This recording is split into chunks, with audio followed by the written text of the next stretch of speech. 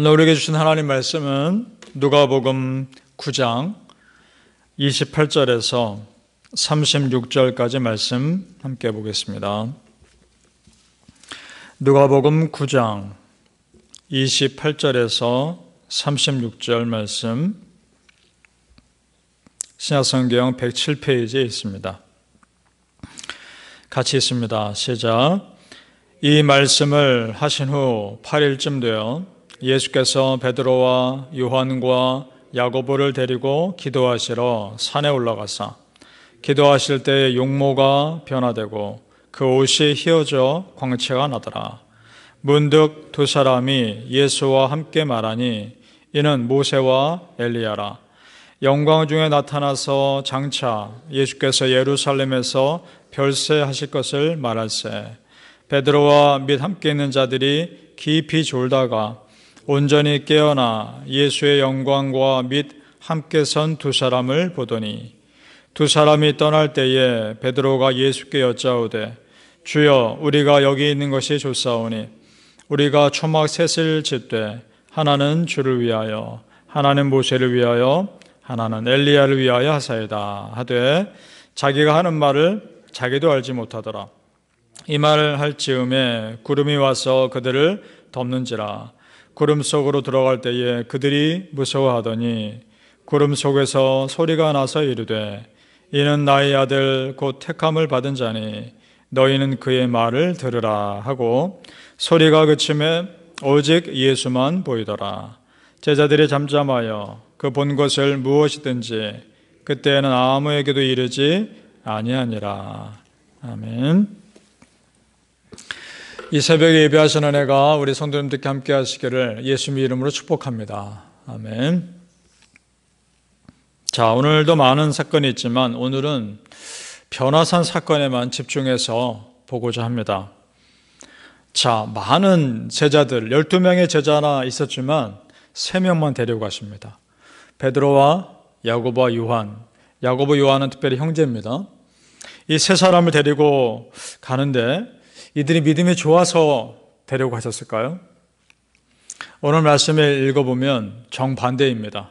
오히려 특별한 하나님의 훈련이 필요했고 하나님의 예수님의 케어가 필요했던 사람들입니다.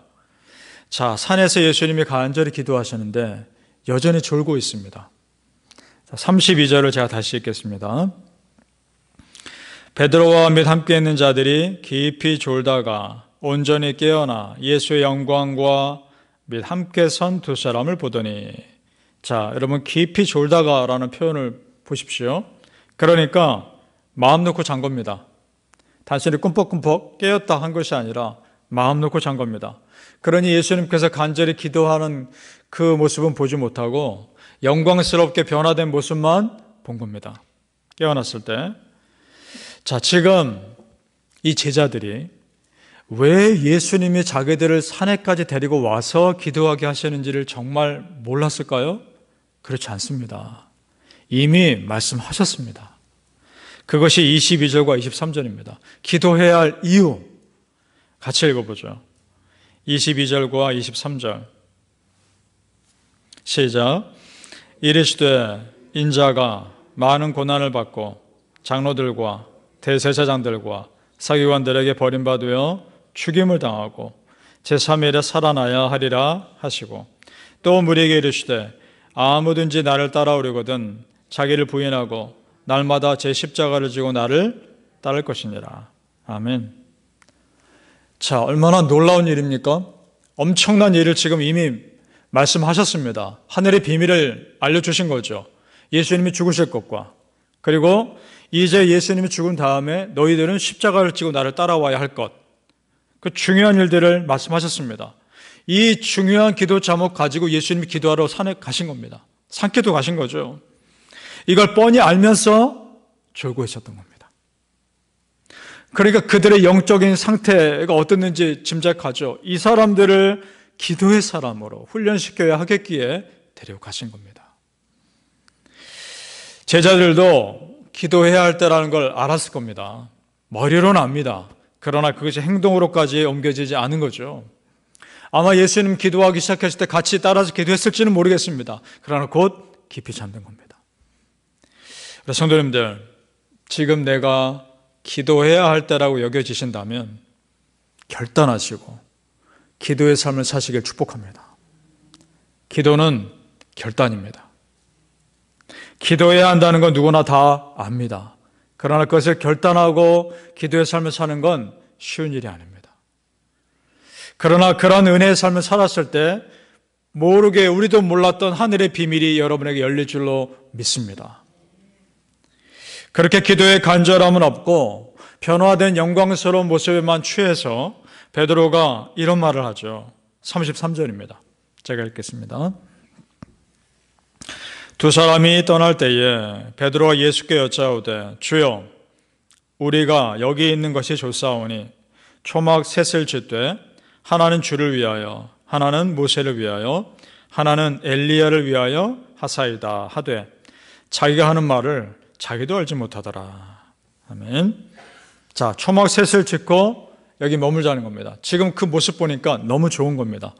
당장 좋으니까 우리 예수님 저 골치 아픈 세상 내려가지 맙시다. 저기 가면 또 얼마나 많은 사람들이 공격할 것이며 또 얼마나 힘든 일이 기다리고 있습니까? 그냥 여기 머뭅시다. 이런 얘기하고 있는 거죠. 자, 이때 예수님 어떻게 하십니까? 아무 대꾸도 안 하십니다. 그리고 그 다음날 바로 내려가십니다. 아니나 다를까 굉장히 많은 사람들이 또 기다리고 있습니다. 예수님 다 알면서도 내려가신 겁니다. 이것이 무슨 말일까? 지금 내 앞의 문제를 신실하게 감당했을 때 영광스러운 삶을 누릴 수 있는 것입니다. 십자가 고난을 감당했을 때 부활의 영광이 기다리고 있는 것입니다. 믿습니까? 생각해 보세요. 모세가 누굽니까? 엘리야가 누굽니까? 모세는 구약을 대표하는 지도자입니다. 엘리야는 구약을 대표하는 선지자입니다. 둘 다 구약을 대표하는 사람들입니다. 이 두 명의 걸출한 영적 지도자가 있을 때 그 당시 하나님의 역사가 풍성히 임했습니다. 참 귀한 역사가 있었습니다. 그러나 여러분, 예수님은 신약 시대를 여셔야 하는 분입니다. 그래서 어떻게 됩니까? 36절의 앞부분에 보면 오직 예수만 보이더라.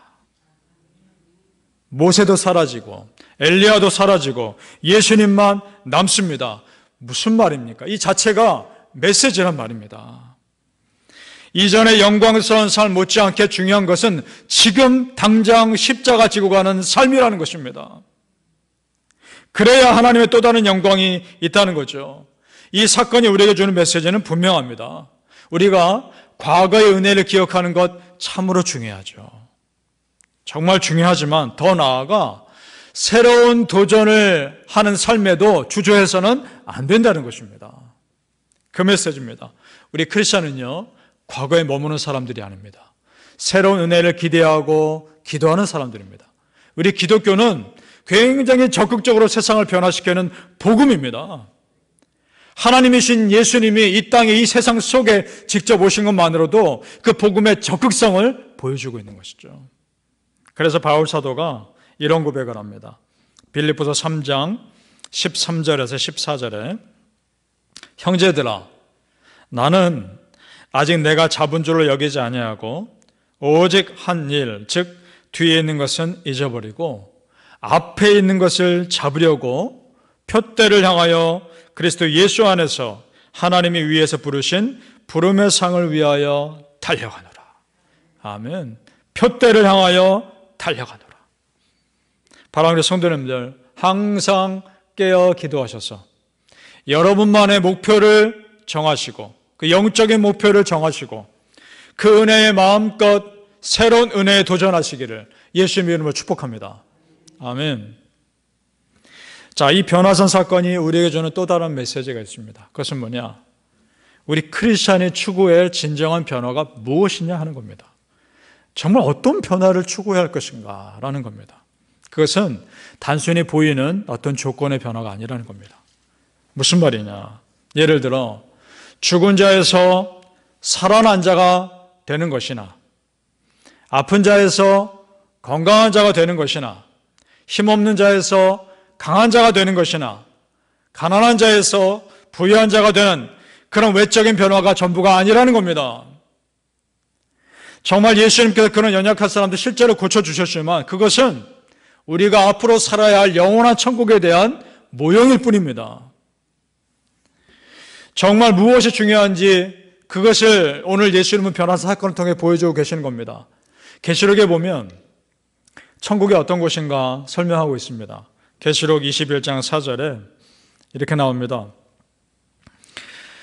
모든 눈물을 그 눈에서 닦아주시니 다시는 사망이 없고 애통하는 것이나 곡하는 것이나 아픈 것이나 다시 있지 아니하리니 처음 것들이 다 지나갔음이라.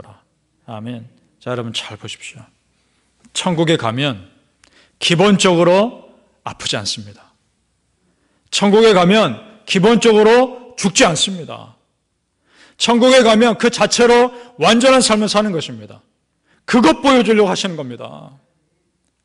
이 눈에 보이는 조건이 아니라 더 완벽하고 완전한 영원한 세상이 있다라는 것을 보여주기 위한 모형인 것입니다. 그걸 사모하라는 것입니다. 그러니까 예수님께서 이 변화산 사건을 통해 보여주시는 것은 존재 자체가 변하는 것을 사모하라는 것입니다. 여러분, 우리가 진정으로 소망해야 될 것은 무엇입니까? 지금 이 땅에서도 우리가 풍요롭게 살고 건강하고 아름답게 사는 것 중요합니다. 그러나 훨씬 더 중요한 것이 있는데 그것이 뭐냐? 내가 죄인에서 의인으로, 세상 시민에서 천국 시민으로 구원받지 못할 삶에서 구원받는 내 존재가 바뀌어버리는 그런 삶을 소망해야 한다는 것입니다. 믿습니까? 죽었다가 살아난 나사로 여러분 다 아시죠? 그리고 우리 지난 시간에 어제는 회당장 야이로의 딸이 죽었다가 살아난 사건 보았습니다. 그런데 여러분, 나사로도 그렇고 이 회당장 야이로의 딸도 그렇고 다시 죽었습니다. 영원한 것을 사모해야 한다는 것입니다. 그래서 로마서 8장 18절에 이런 말씀이 있죠.